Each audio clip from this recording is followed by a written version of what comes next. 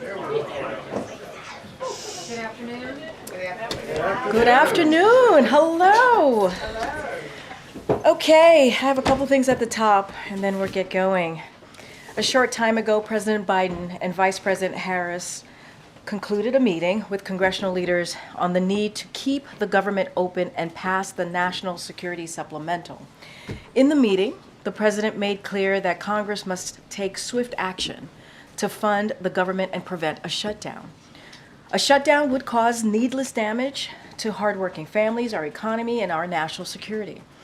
The only path forward is through bipartisan bills that are free of extreme policies. The president also emphasized the urgent need for Congress to stand with Ukraine as it defends itself against Russia's brutal invasion. Ukraine has lost ground on the battlefield in recent weeks and is being forced to ration ammunition and supplies due to congressional inaction. The bipartisan National Security Supplemental passed the Senate with overwhelming bipartisan support, 70-29, and would pass in the House if it was brought to a vote. It would arm Ukraine, invest in America's defense industrial base, help Israel defend itself against Hamas, and provide humanitarian aid for people impacted by conflicts around the world, including Palestinian civilians. The president called on the House to support our national security and pass the supplemental and made clear the dire consequences if they failed to act. Now, today, in the wake of the Alabama Supreme Court decision threatening access to IVF treatment, Secretary Becerra is in Alabama today to hear from families and healthcare professionals. Today's visit is a critical part of the Biden-Harris administration's ongoing work to hear directly from families impacted by the Republican elected officials' extreme agenda. The Biden-Harris administration will continue to fight back against attacks on reproductive freedoms, whether that's attacks on abortion care, birth control access, and now IVF access. It is absolutely unacceptable to this administration when women are denied the care that they need. President Biden and Vice President Harris will continue to work to protect access to reproductive health care and call on Congress to restore the protections of Roe v. Wade in federal law for all women in every state. And some news for you today, this Sunday, March 3rd. Vice President Kamala Harris will return to Selma, Alabama to commemorate the 59th anniversary of Bloody Sunday by joining the march across the Edmund Pettus Bridge. While there, she will deliver remarks on honoring the legacy of the civil rights movement and the Biden-Harris administration's continued work to achieve justice for all and encourage Americans to continue the fight for fundamental freedoms.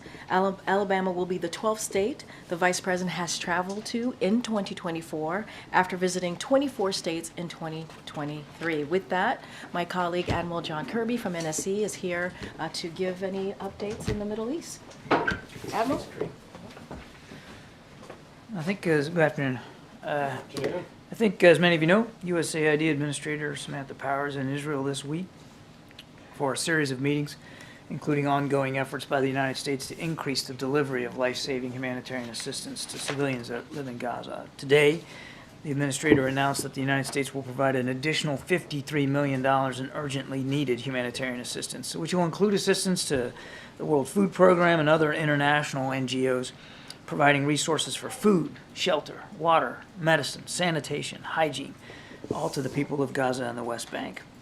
This brings the total amount of funding announced by the United States government since the 7th of October to more than $180 million. Now, there's no question that much more aid is needed to address the critical and urgent needs on the ground. That's why President Biden and the entire team will continue to work every day to increase the flow of humanitarian assistance into Gaza, while also prioritizing the safety of civilians and aid workers. That's also why we are working so hard on a temporary ceasefire, to not only get the hostages out and the fighting paused, but all to get that critical humanitarian assistance in and to increase the flow. There's just not enough getting in right now.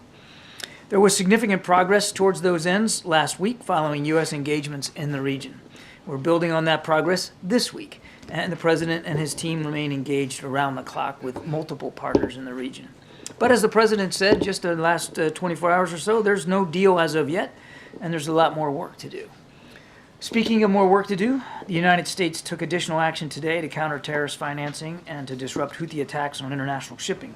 In coordination with the United Kingdom, we sanctioned the deputy commander of Iran's IRGC, Mohammad Reza Falazadeh, for his role as a Houthi-affiliated operative and for owning and operating a vessel used to ship Iranian commodities in support of both the Houthis and the IRGC. We also designated 2 additional companies that own and operate a vessel involved in shipping more than $100 million worth in Iranian commodities on behalf of Iran's Ministry of Defense. The Biden administration has now administered over 55 separate Iran sanctions rollouts targeting more than 550 individuals and entities. All told, we've taken targets with Iran's involvement in human rights, abuses, hostage-taking, missile, drone, and non-proliferation programs. We have no plans to lift, waive, or provide any new sanctions relief for Iran, and we will continue to look for ways to take action and to hold them accountable. With that, take some questions. Thanks, Karine. John, 2 subjects. First, with regard to Israel and the possible ceasefire, a senior official from Egypt told AP that there's a 6-week ceasefire that could go into effect, with Hamas agreeing to free up to 40 hostages, and Israel would release at least 300 Palestinian prisoners. Would those terms provide sufficient incentives to both sides to find a way to work together? We're still negotiating, and I am not going to negotiate from the podium. I'm not going to comment about those particulars. We're still working out the modalities of this arrangement, and we're hopeful that we can get there. And then, secondly, Secretary Yellen said today that she was looking toward unlocking the value of some $300 billion in frozen Russian assets to aid Ukraine. Does she want to spend that money, or is the U.S. looking to use it as collateral for like a debt issuance? What we're talking about here is the potential for using frozen assets. Back in 2022, we froze some $300 billion worth of Russian assets at the beginning of the war. What we're talking about is the potential of using some of those frozen assets to assist Ukraine in their ability to defend themselves, but also to potentially assist with reconstruction in Ukraine. Now, that also, we still believe Russia needs to be responsible for the damage they've caused in Ukraine, so it's not going to let them off the hook for that, but it could be used for that purpose as well. But are you going to spend it, or are you going to use it in an alternative way and keep it intact? Again, the idea would be exploring the option of being able to use those frozen assets to help Ukraine as they defend themselves and as they try to recover from 2 years of war. But I want to make a couple of things clear. Number one, we still need more legislative authorities from Congress for the president to be able to act on that, to quote unquote spend it the way you're talking about. Number two, and this is not an unimportant thing, and the secretary said this as well, we've got to have our coalition partners who also were involved in the freezing of these assets to come along with us. And so the conversations we're having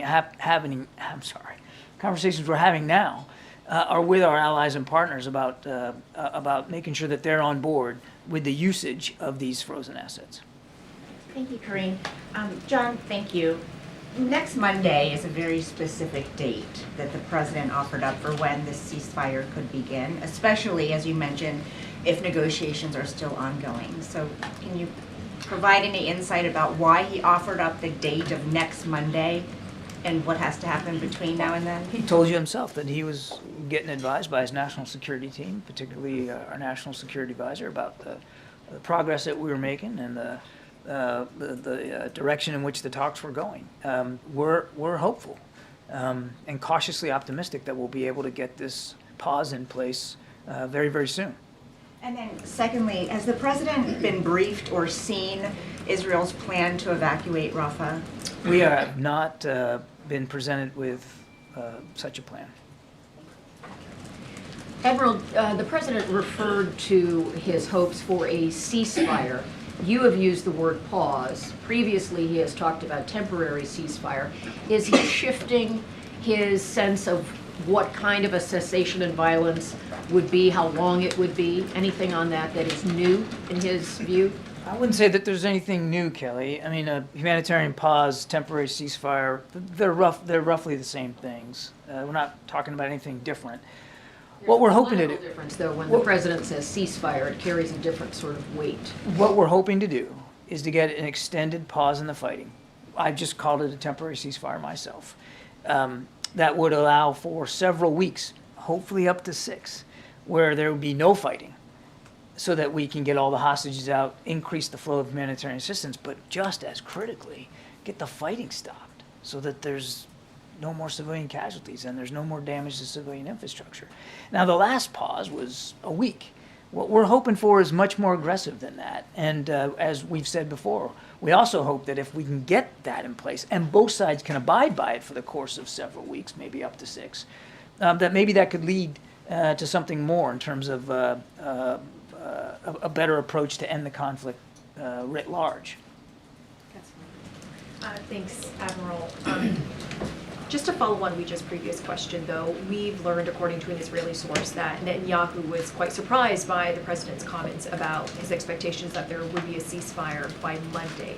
So that doesn't bode a lot of optimism that one of the key parties was surprised by that timeline the president had set. So why did he say Monday? I can't speak for the surprise that foreign leaders have or don't have with regard to things that we're saying. The president talked to y'all after staying completely up to speed, and he has been kept up to speed on how these negotiations are going, and he shared with you some context, and he certainly shared with you his optimism that we can get there in hopefully short order. But he also said, you know, it's not all done yet, and you don't have a deal until you have a deal. We don't have one right now. So the team is still working at this very, very hard, as I said in my opening statement, around the clock. But we believe that we are getting closer. And while we don't want to sound too sanguine or Pollyannish about it, we do think that there's been some serious negotiations. And after Speaker Johnson's meeting with the president, it doesn't really sound like he's changed his mind on Ukraine. He again reiterated that the border needs to be addressed before Ukraine. So given this current trajectory, what does that mean for Ukraine and its battlefield needs? I'd also point to what he said about, you know, taking up the issue of Ukraine funding in a timely fashion. He said that right out there outside the West Wing. And we know that he does support funding for Ukraine. He said so himself. We know that the significant House leadership, and certainly on both sides of the aisle in the House, support funding for Ukraine. Now the question is, when you say a timely fashion, what do you mean by that? I can tell you, to the Ukrainian soldier on the battlefront, timeliness is now. It's right now. As you and I just came back from the weekend, the Russians started taking some other towns and villages. Now they didn't, nothing to the significance of Avdiivka in terms of the logistics hub that they want to create there. But they're on the move. This is not some frozen conflict. And so we urge the speaker, when he says a timely fashion, that he actually lives up to that. Because again, to the Ukrainian soldier, the time is right now. What's the significance of trying to get a hostage deal in place before Ramadan starts on March 10th? What we're focused on, Steve, is getting this deal in place as soon as we can. And you heard from the president. I mean, we're hopeful that this can happen in coming days. And if that does, if we are able to get the pause in place and the hostages out in a relatively short order, then clearly an extended pause, as I was talking to Kelly about, would certainly take you into Ramadan. But right now, it's not about trying to beat the clock to Ramadan. It's about trying to get these two sides to come to closure on a deal that, again, would get all those hostages out and get the fighting stopped. Separately, we took note of the remarks by the French president today about the possibility of sending French troops to Ukraine. How would the United States regard any NATO ally sending troops to Ukraine? Well, that's a sovereign decision that every NATO ally would have to make for themselves. You heard Secretary General Stoltenberg say himself he had no plans or intentions of certainly under NATO auspices, of putting troops on the ground. And President Biden has been crystal clear since the beginning of this conflict. There will be no U.S. troops on the ground in a combat role there in Ukraine. Thank you, John. Senator Schumer just said that Ukraine couldn't afford to wait a month or two more for additional funding because it would, in all likelihood, lose the war. Is that the administration's assessment as well? The situation's dire, MJ. As I said, the Russians not only took Avdiivka, they've taken a couple of other towns and villages in just the last 48, 72 hours. these guys these Ukrainian soldiers on the front, I mean, they're making some real tough decisions about what they're going to shoot at and what they're going to shoot at it with, and they're running out of bullets. And it's not, as Jake said the other day, it's not running out of courage. They're running out of bullets. So the situation's very dire. I'm not in a position to put a timestamp on it and say, by such and such a date they'll lose the war. But they are certainly beginning to lose territory that they had clawed back from the Russians, and now they have to give it back to the Russians because they can't fight them off. Not asking you to give a prediction, but do you generally agree that in a month's time, in 2 months' time, it is very possible that Ukraine could lose the war without additional funding? What I would tell you that, as I said to Steve, the time is now, right now. The situation is dire now. I can't predict what it'll look like in a month or two because I can't predict what the Russians are going to do.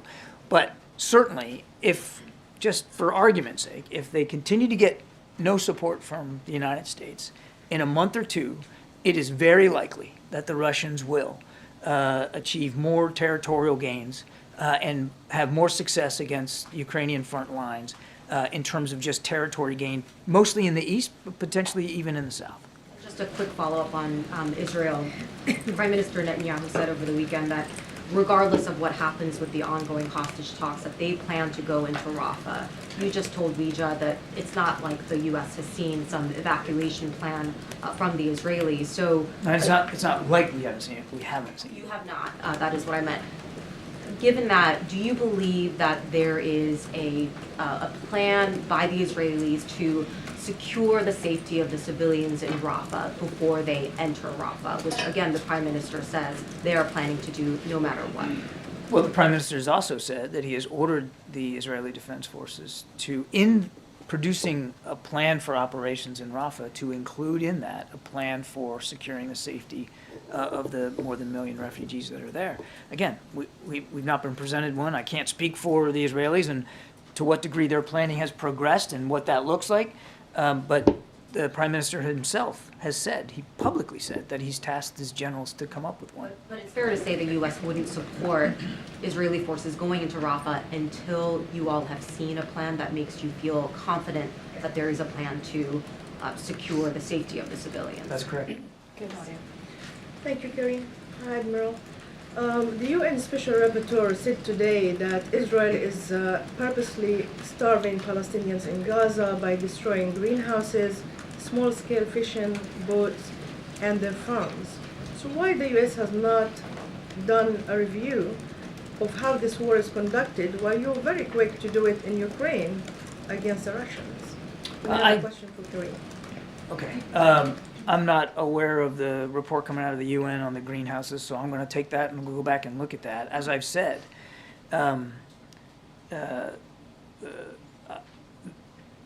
there is a process of supporting foreign militaries. We are following that process.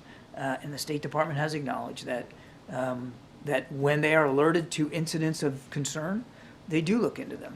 It's not a formal review, it's not some investigation, but it's part of the normal process of security assistance to a foreign military. Now, whether they're looking at this one, I don't know. Do you have a question for Karine? Question about the Arab American community leaders today. Yeah. They said that their vote of non-committal is an appeal to the White House, to the president, to stop the killing of their relatives in Gaza. Yeah. So how will the White House change their strategy to address this issue that Arab Americans are concerned about So and calling for? I'm going to be really mindful because we're talking about an election, so I'm not going to comment on an upcoming election. But there's a couple things I do want to say, which I think is incredibly important.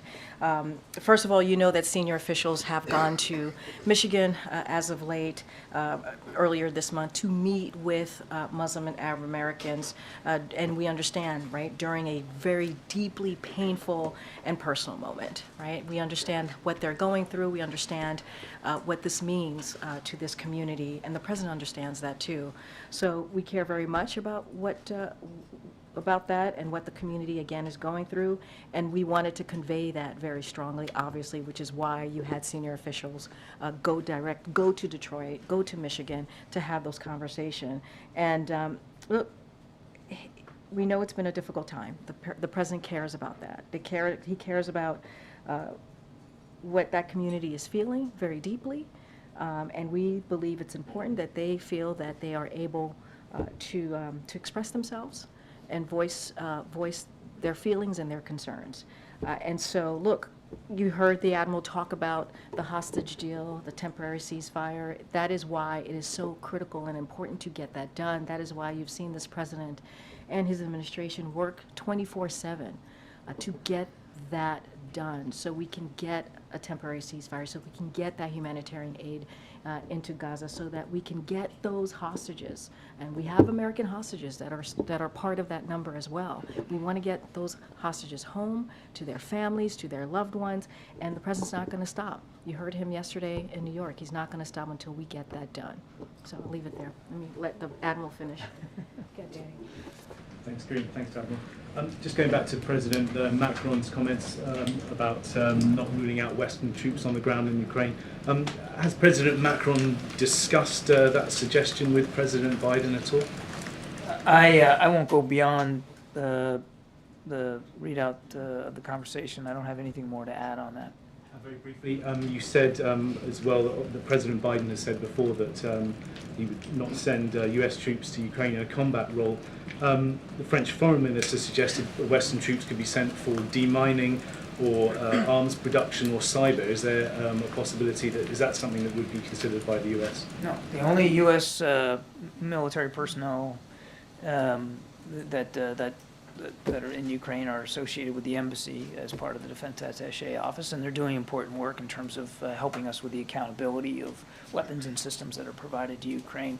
The president's been clear, there's not going to be U.S. troops on the ground in Ukraine. Thank you so much, Karine. Hi, John.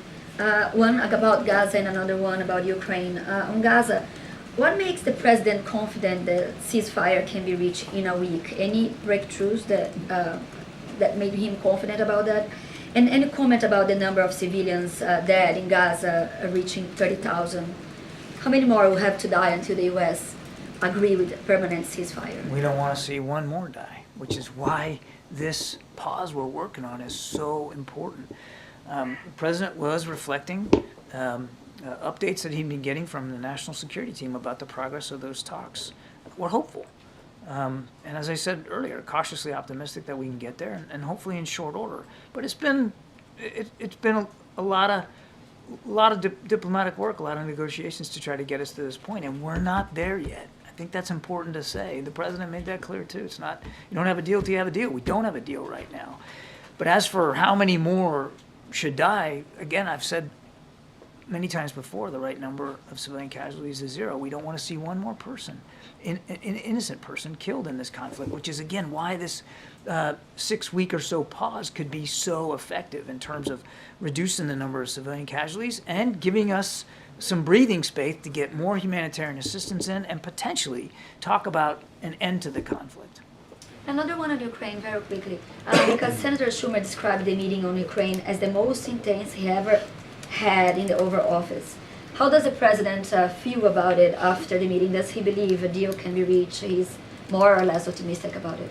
The president believes that it's important to continue to have these conversations. He believes it's important to make sure that, certainly in the speaker's case, that he makes the case for why it's important for this supplemental funding. Obviously, the big purpose of the meeting today, as Karine already let you guys know, was really about preventing a government shutdown. But clearly they had the opportunity to talk about the national security supplemental, and the president made his case.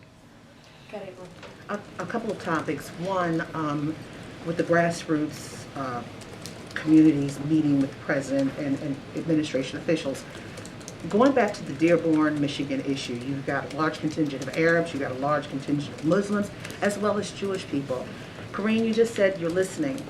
For both of you, as you're listening, are you taking anything in as to what they're saying in these conversations? Are you acting on any of what they're saying? Absolutely. We take these conversations very seriously. And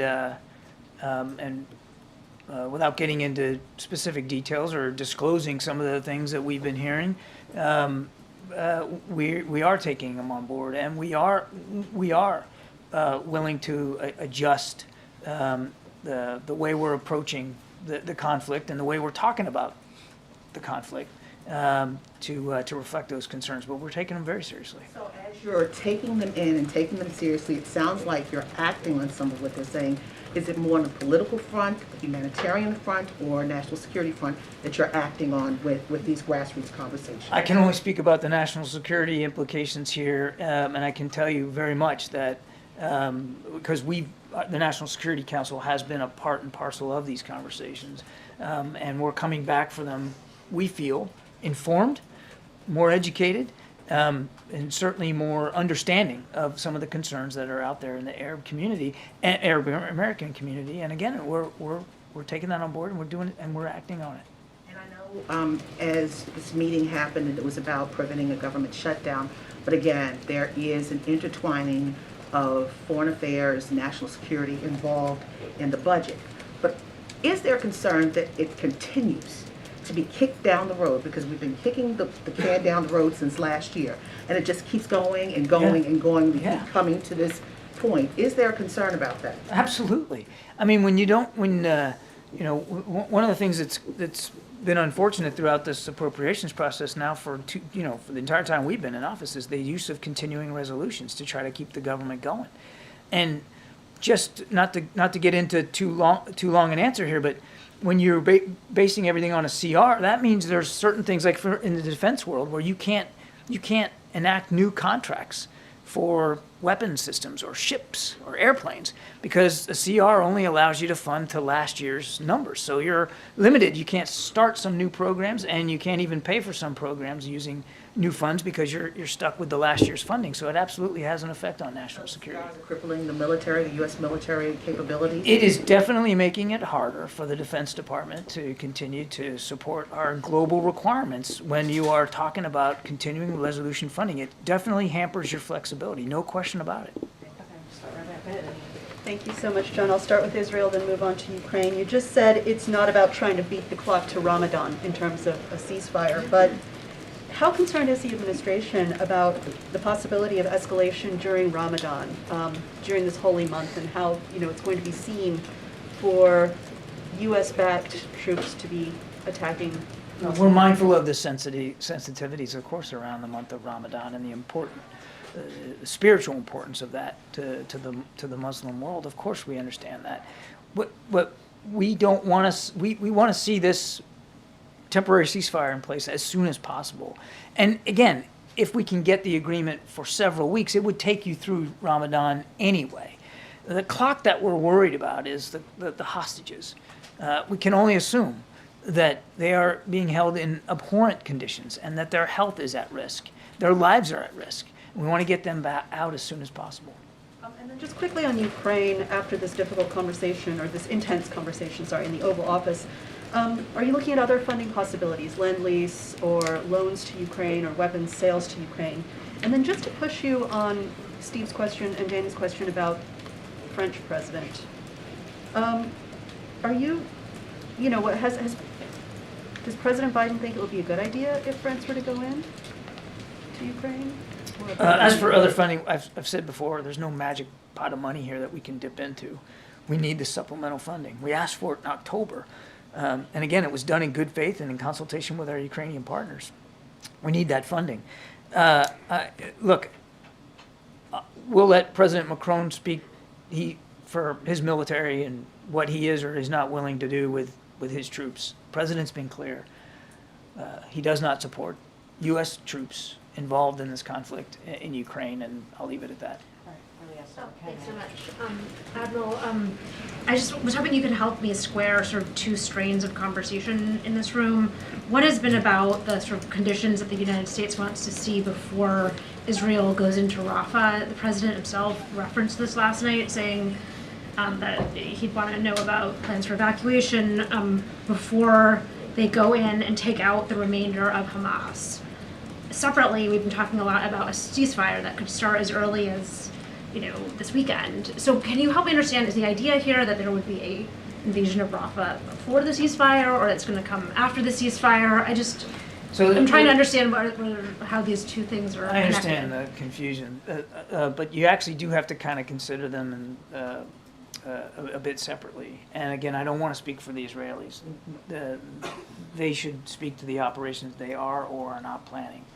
All I can tell you is that we haven't been presented any kind of a plan to provide for the safety and security of the refugees there. And we've said very clearly we would not support Rafah operations unless or until there is a credible, achievable plan to provide for their safety and security. So I can't tell you what timeline the Israeli Defense Forces are on in terms of Rafah operations. At the same time, we are in active negotiations, and we are hopeful that we're getting to the conclusion or near the conclusion of those discussions and negotiations over a temporary ceasefire, which would, if enacted, last perhaps as long as 6 weeks from the time it was signed onto by both parties. In that 6 weeks, based on the idea of a temporary ceasefire, of course, there'd be no fighting, which means civilian casualties will come down, damage to civilian infrastructure will be stopped, you'll have breathing space to get more humanitarian assistance in, and of course, not unimportantly, we'd have the ability to get all those hostages out. The idea is to get them all out, all the hostages that are remaining. But that would have to happen over stages. So if we were able to get this in place, I can't give you a date certain on the calendar, but if we did, you can expect, should both sides abide by their commitments, several weeks of no fighting. So would that mean that Rafah invading wouldn't happen, or would just be delayed? There'd be until no after the fighting ceasefire? for the entirety of the agreed to time frame. No fighting anywhere. John, just on the Oval Office discussions today, Speaker Johnson came out and as he said before, that the southern border has to be addressed before Ukraine aid and funding. They are saying that this shouldn't be done legislatively, more so that it should be done by rolling back executive orders or changing it from an executive perspective. Is that part of these discussions, and is the White House ruling out undoing some of the executive orders from earlier on in the administration? I'd say a couple of things. First, the president has taken executive action at the border, and he certainly will continue to do so as appropriate and within the bounds of the law. He's also said that in order to make the changes, the fixes to border security, you got to have new legislation. A lot of this has to do with capabilities, personnel, and resourcing, infrastructure. You can't just make that happen through executive action, all of that. You've got to have funding behind it, which is why the supplemental request was so important. And the one submitted in October included border security. And the president said months ago he was willing to have a discussion with members of Congress about border security. Border security was in the supplemental request, and we worked with the Senate to get a bipartisan deal arranged that the Speaker said he absolutely insisted on, and then when it was delivered to him, he said no, he didn't want it. So there would have to be a legislative component to this if, let's say, Republicans are saying you can unlock Ukraine funding if you were to do something executive-wise on We were willing to have a discussion, and did with the Senate, about border security and Ukraine funding, as well as Israel and the Indo-Pacific. We're still willing to have those discussions.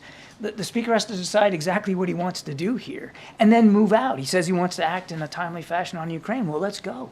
Let's get them what they need, and the President is more than willing to have discussions about the border. All right, we gotta wrap it up. Good, Tam. At what point do you declare the supplemental dead or too late to help Ukraine? We need it now. I won't even begin to speculate about what would be too late. We're already, in some ways, too late. They lost the town of Avdiivka literally because of ammunition. So in some ways, it's already having a dramatic effect on the battlefield. Thanks, Admiral. Appreciate it. You bet. Give me 1 second.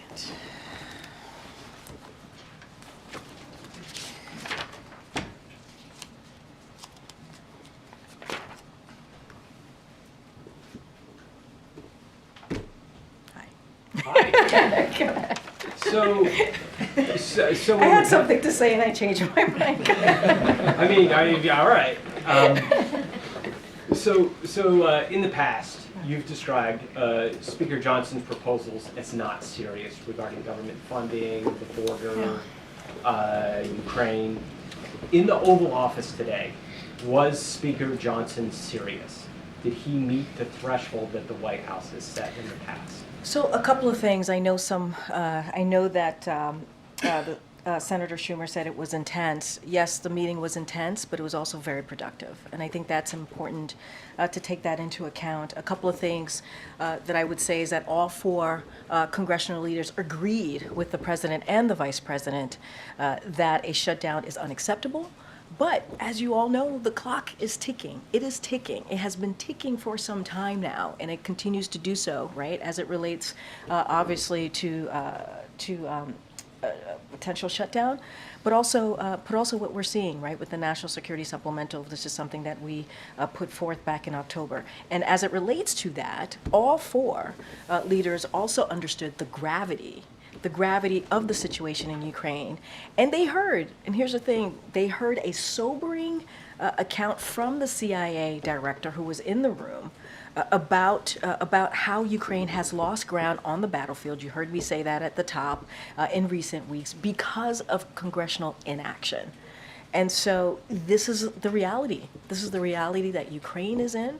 This is the reality that we're in when we talk about our national security, and this is the reality that Congress is in. They have not taken action, and so we are seeing what's happening currently in the battlefield in Ukraine. So as the president said, there are consequences, and the consequences are incredibly dire. Congress must take action. We have to support our national security, and that is what the president, that was the message that went into during that meeting, and that's how we saw the meeting play out. All four congressional leaders were in agreement on those two pieces that I just laid out here. It is incredibly important to move forward.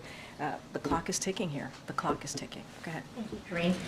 House Speaker Johnson and the President had their first face-to-face, one-on-one meeting.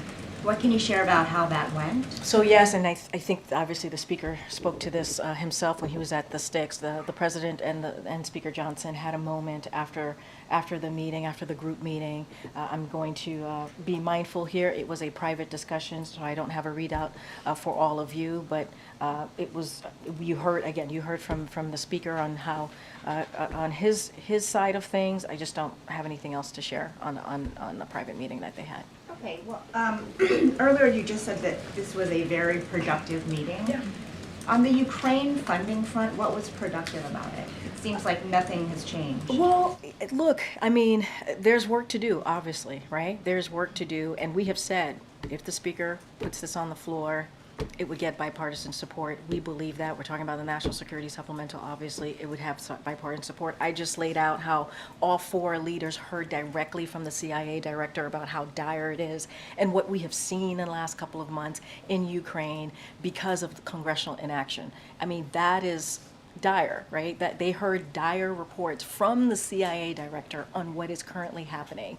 And, you know, and it's not that, just that, it's what you all have reported from what's coming out of Ukraine and what we have seen as recently as last week when Russia took over one of the critical cities in Ukraine. And so, look, the evidence is there. They heard from the CIA director, the reporting, all of you all have reporting. We've heard from President Zelensky directly about this. There are consequences here. There are consequences. And you know, Congress needs to act. The House needs to act. Senate acted 70-29. They passed a bipartisan, in a bipartisan way, this National Security Supplemental. Now we need it to go to the floor. We know, hearing from Republicans in the House, that there would be bipartisan support. So yes, it was productive in the sense that everybody was in agreement on what needs to happen next. Now we need to see that action in Congress. Yesterday, a U.S. airman died after he set himself on fire outside outside the Israel embassy. Was the president aware of his death? Does he have any sort of response to it? Yes, the president is aware, and I can say that it is obviously it's a horrible tragedy, and our thoughts are with the family of the service member. During this, we can't even imagine this horrible, difficult time. The Department of Defense and the Metropolitan Police are looking into this, so we're not going to get ahead of that. So I would certainly refer you to them. But it is a horrific tragedy what occurred the other day. Is there anything new that you can share about the president's visit to the border on Thursday? Does he have any plans to announce any executive actions? So I don't have anything I'm not going to get ahead of the president, don't have anything to announce at this time. We've spoken to executive actions. I've spoken to that many times. We think the bottom line is the way to have dealt with this border, the challenge that we see at the border, what we see with this immigration, a broken immigration system that has been broken for decades, is if Republicans have moved forward with the bipartisan deal that came out of the Senate. But instead of doing that, Donald Trump, they listened to Donald Trump, the former president, and they made it about politics. They did not make it about an issue that majority of Americans care about. They made it about politics and Donald Trump, and that is unfortunate. What I will say is just, and I said this yesterday in the gaggle, I'll say it again, as you all know, he's going to travel to Brownsville, Texas. He's going to meet with U.S. Border Patrol agents, law enforcement, and local leaders, and he's going to discuss the urgent need to pass the bipartisan proposal that came out of the Senate. And we believe that if this proposal, this legislation were to become law, it would be, yes, the toughest, but also the fairest. And let's not forget, it was supported by the Border Patrol Union, U.S. Chamber of Commerce, and you know, you don't see that type of support for a bipartisan piece of legislation nowadays.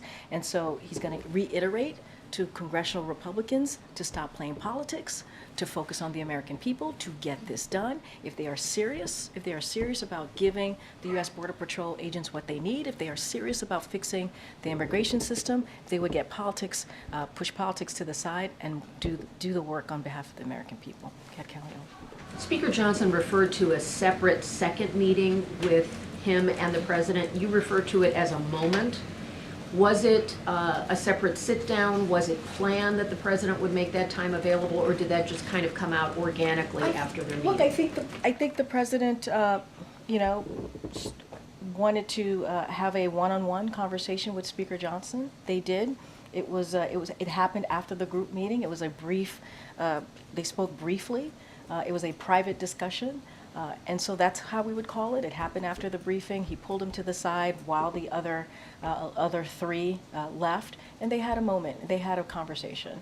I wouldn't get too into the semantics here. I would just say they had a moment, and I think it's important that the president believed it was important to have a moment and to have a brief conversation. So that sounds more like something that just came up today, not on the planned schedule as you set the date. Look, it wasn't a planned on the planned schedule. I think the president wanted to have a one-on-one conversation with the speaker. He did that. And he believed it was important to do. Don't have a readout of it, obviously. It was a private discussion, a private conversation. And if there were any agreement, if the speaker had accepted a premise from the president, or if they had made any kind of a more formal decision in that moment, would that be something you could share? I mean, look, I think we've been very clear. What we want to see, and it doesn't change, right? What we want to see is the national supplemental as it was passed out of the Senate in a bipartisan way, 70-29, to deal with our national security, to deal with what's going on in Ukraine, to deal with what's going on in the Middle East and in the Pacific. Let's not forget, we want to see that pass. We want to see, because that hasn't changed, right? So there's no separate deal here. What we want to see is this national security supplemental be put to the fore. And we know because we've heard from Congressional House Republicans that it would pass in a bipartisan way. That's what the president wants to see. And they heard, the big four heard directly from the CIA director about how dire, the consequences are dire. And we've seen that. We've seen Ukraine has lost ground in the battlefield. And so we need to see that action. We need them to move forward on the supplemental. That's what the president wants to see. And obviously, there's the other issue of a potential shutdown. The clock is ticking on that as well. They got to move. They got to move and stop focusing on extreme positions here. We got to move, and this is about the American people. That's what this should be about. Thanks, Karine. You said the big four all understand the gravity of the situation in Ukraine, but does the president actually trust Speaker Johnson? Did this move the ball forward at all in terms of convincing him to put Ukraine aid on the floor for a vote? So, look, he needs to do, this is Speaker Johnson, needs to do what's best for the American people. He needs to do what's best for our national security. He needs to do what's best for our country. He needs to put our national security supplemental on the floor. That's what we know. The last time there was a vote on Ukraine, it got more than 300 votes, including many, many House Republicans. That's the reality. And so, and also keeping the government open. There are critical programs that the American people need. If the government shuts down, Americans don't get those critical programs that they need. And so, look, I can't speak for, the speaker and what he's going to do. What I can speak for and what we can continue to reiterate from here and what the president can continue to reiterate is how important it is to move forward. There are national security consequences here, as I've laid out moments ago, and there's also critical programs, important programs of the American people as it relates to keeping the government open. It is literally a basic duty that Congress has, and Republicans in the House are getting in the way of that, and they should not. And the president sounded confident or optimistic that a government shutdown could be avoided, but we're only days away. No bill text has been released. There are still many, many policy disputes. So where is that optimism coming from? I mean, the president is an optimistic person. You guys know that. He talks about that often in many speeches that he gives to the American people about optimism and possibilities. That is a president who believes in that. And so, look, he's going to continue to be optimistic. He brought the Big Four here to have these critical, important conversations about how to move forward here. And it's about the American people. This is not about the president here. We're talking about the national security supplemental. We're talking about keeping the government open, even our border challenges. This is about the American people, so we have to be optimistic, but we're going to continue to do the work. When the Big Four, when the congressional members left, what was agreed upon is that their teams would continue to have conversations, obviously with our teams, OMB, Office of Leg Affairs, to continue to have those conversations on how to certainly deal with what's going on with the potential shutdown as the clock is ticking, and we're going to continue to push to reiterate the importance of putting that national security bill on the floor. It already came out of the Senate in a bipartisan way. It needs to go to the floor in the House. Is it more likely we'll just get another CR? Look, I can't speak to, I'm not going to speak to, how Congress is going to move with a procedure. I'll leave that up to them and how they want to move with the CR, if there is a CR. What we are going to continue to reiterate and say from here is how important to get that national security supplemental through, how important it is to continue to keep the government open. And we're not going to stop talking about the border. You'll see the president on Thursday in Texas talking about how important it was to get that bipartisan Senate agreement. And because of the former president, Republicans decided to reject a bipartisan agreement that was supported by the Border Patrol Union, that was supported by U.S. Chamber of Commerce, which you don't see very often in this current political climate. The CIA director's participation, was that planned well in advance? Was that the president's idea? Did he show maps? How did all that go? Look, I'm not going to go into specifics and details on the meeting. What I can say is that the CIA director was there. He laid out the consequences, how dire they were. He talked about what was going on in the battlefield, obviously, and how Ukraine was losing ground, which is important. I think the president believed it was important to hear directly from the CIA director. Let's not forget the meeting that the president held not too long ago, just last month, had the National Security Council folks in there, other folks from the intelligence community. So this is a normal, obviously, situation that we've had before, and making sure that the Big Four hears directly from the intelligence community, and that's what happened today. I'm not going to go into specifics, but he was very clear. He laid it out for them, how dire the consequences are right now, and Ukraine needs our help. The brave people of Ukraine who have been fighting for their democracy, they need continued assistance from us, and it's not about just their democracy, it's about our national security as well. Go ahead, MJ. Speaker Johnson again called on President Biden to take executive action on the border. Does the White House at this point believe that it has many more executive actions that it can take, or does it believe that it's come close to exhausting those options? Here's what I'll say, MJ.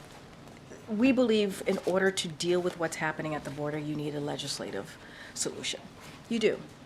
It doesn't matter. We don't believe, the bottom line is we don't believe that an executive action would amount to what this legislation, this bipartisan legislation would have been able to do if it was enacted into law, if it was passed, obviously, and enacted into law. And what it would have done is been the toughest, but also the fairest, deal with providing resources, obviously, that's needed for law enforcement, and make some key changes as it relates to the immigration system. That's what we believe. I don't have anything to share about any additional executive action. As I've said before, don't have a decision here to share with all of you, but we fundamentally believe that if that bipartisan agreement that came out from the Senate was moved or was even voted out of the Senate and then obviously moved to the House and enacted into law, it would have been the first step, that beginning step, to deal with a real issue that majority of Americans care about. Anything else, I just don't have anything to share. I have a question on a different topic. Former President Trump suggested recently that his mugshot and his legal troubles are being embraced by Black people because they understand what it's like to be targeted and discriminated against. I just wonder, you are a White House that prides itself on, your relationship with the Black community, its, outreach to the Black community. The president himself talks frequently about how he believes he won in 2020 thanks to Black voters. What was his response to that comment from the former president? Yeah, and I do have a couple of things to say about that. I want to be really careful because it was said, he said it as a candidate, obviously, don't want to comment on 2024, but speaking separately, right? Speaking apart from that, and just being very candid here, it's repugnant and it's divisive. To traffic in racist stereotypes, that's what we have seen, and that affect all Americans, right? You're tearing up all Americans by doing this. It is, again, divisive and repugnant, and it's coming from, obviously, a former president of the United States. And in any context, it is profane to compare the long, painful history of abuse and discrimination suffered by Black Americans and to something that is totally different than self-serving purposes. That's what we saw from the former president. A former president. Let's not forget, this is where this is coming from. And that is not, as you stated in your question to me, MJ, this is not what Joe Biden wants to see. He has been always very clear that hate has no safe harbor here. He's all about making sure we move forward with shared values, making sure that everyone in this country has the dignity and the respect that they deserve, every community. And so that is what we need to hear right now, not a divisive, repugnant statement from a former president that really tears apart a painful history that a community has gone through, the Black community, and it is repugnant. It is absolutely repugnant. Just to clarify, is that description reflective of how the president himself I speak for the President of the United States as the White House press secretary, absolutely. He's aware of the comments, though, He's from aware of the comments. I've spoken to him directly about these comments. He's aware.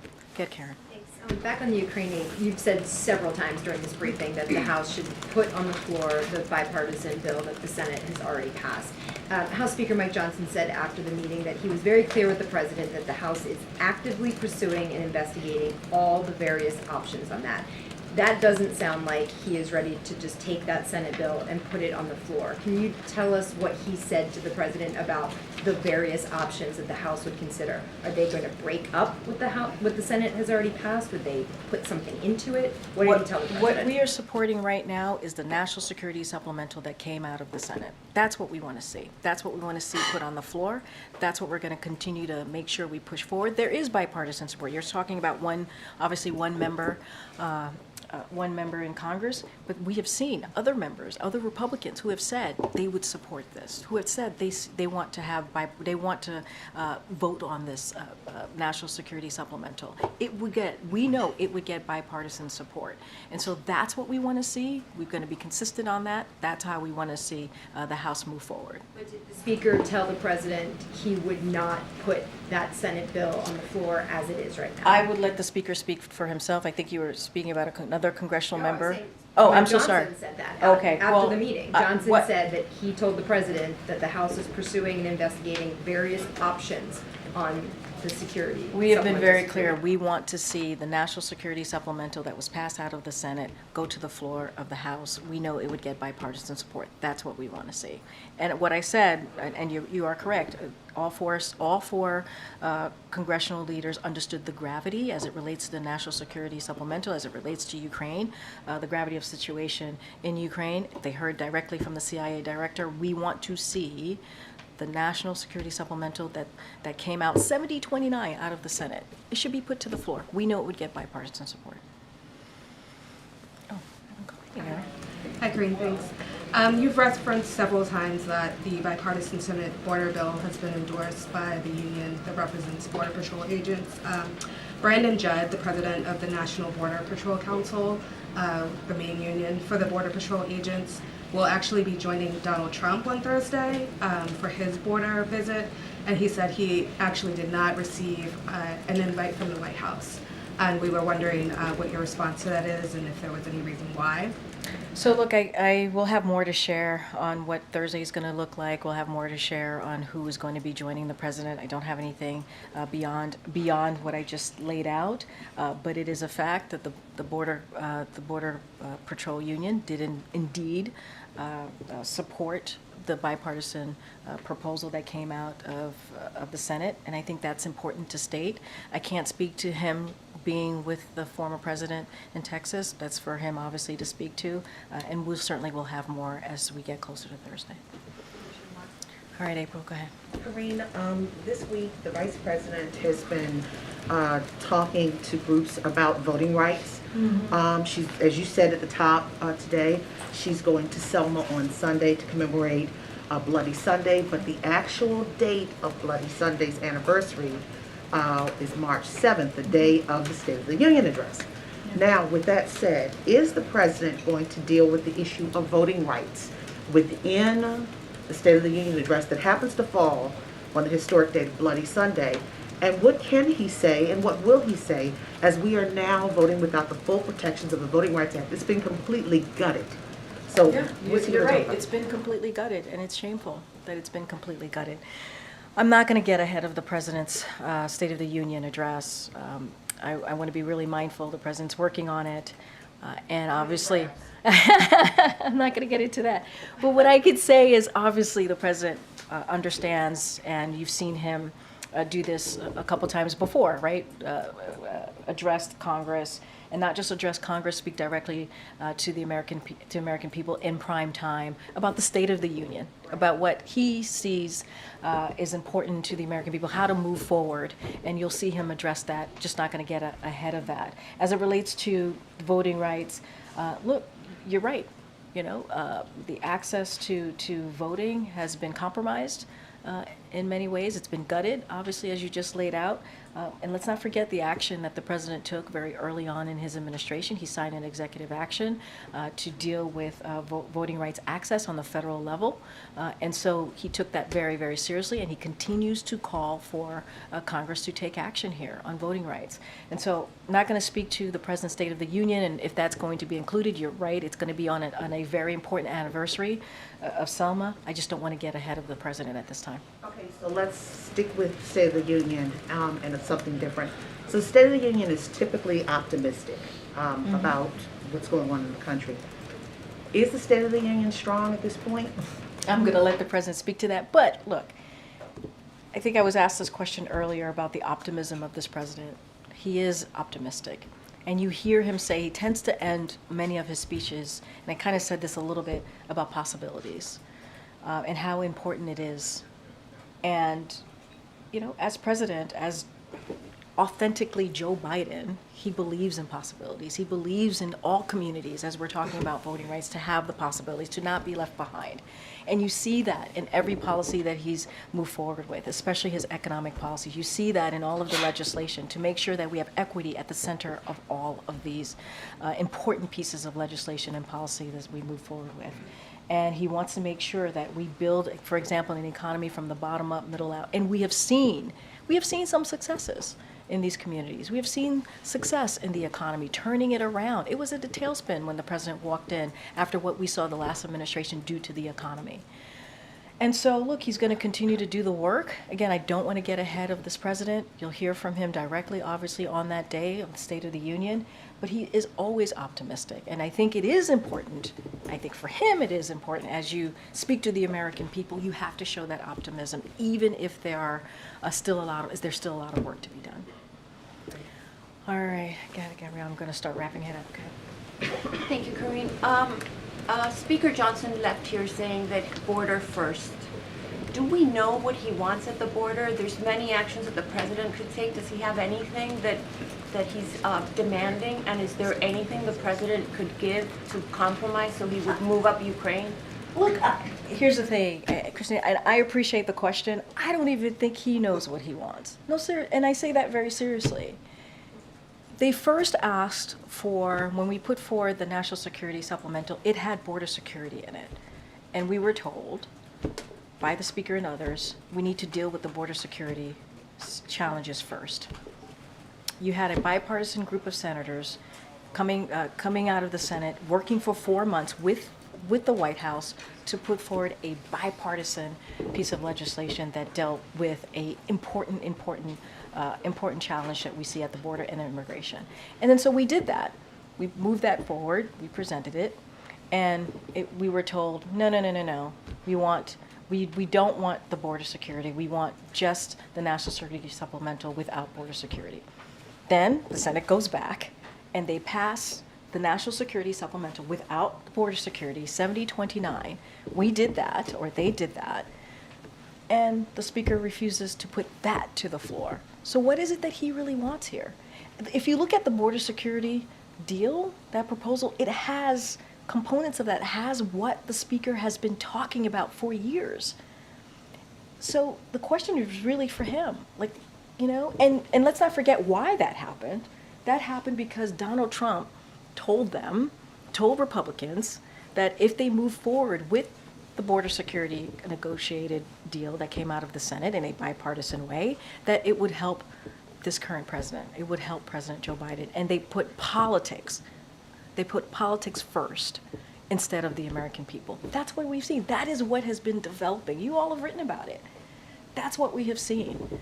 Now, we're going to continue to talk about the dire needs, the consequences that we're seeing in Ukraine, as you've just heard me say over and over again during this briefing, and the importance of getting that National Security Supplemental done. They heard directly from the CIA director, right, today.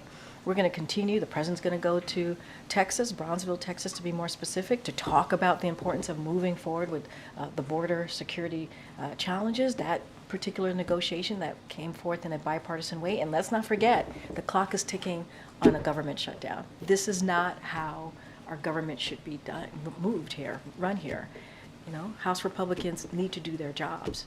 They need to do their jobs. They need to do what is best for our national security, what is best for the American people. I know you guys are probably tired of hearing me speak.